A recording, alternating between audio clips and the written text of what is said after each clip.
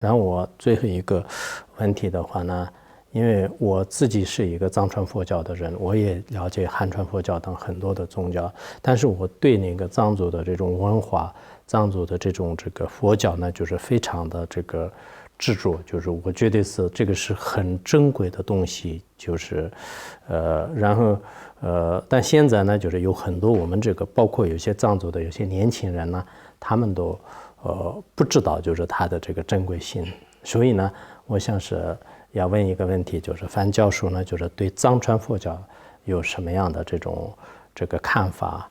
然后还要对我们的这个藏族年轻知识分子呢，你有没有什么这个希望？虽然你不是学藏传佛教的，但是呢，你作为一个社会科学家，就是对这个藏传佛教的，我认为它是对整个人类来讲，是一个很重要的思想包裹。但是这个有什么样的看法？然后很多年轻人现在就是可能就是包括自己认为是很有智慧的人呢，都抛弃，就觉得是藏传佛教是没有用的，藏传文化是没有用的，就说他就希求其他的这种知识。所以对这些人呢，你有没有什么这个希望和这个教言？ Yes, I think what you can very much in general say about the necessity of diversity is that there are very different forms of life and very different forms of ways of living that have to be known to mankind to be able to find solutions for a whole range of problems of which we do not even know now what kind of problems there will be.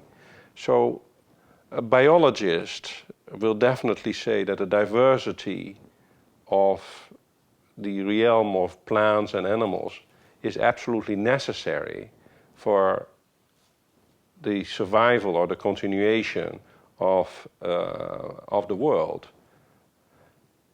And a social scientist or a human scientist will say that the diversity of cultures is an absolutely necessity to be able to understand different ways of responding, as I said, to problems that we know now, but problems that we even do not know. So it's really very important to keep diversity of cultures available so that not everything becomes the same. Everyone wearing t-shirts, watching television, driving cars, going to a factory and so on.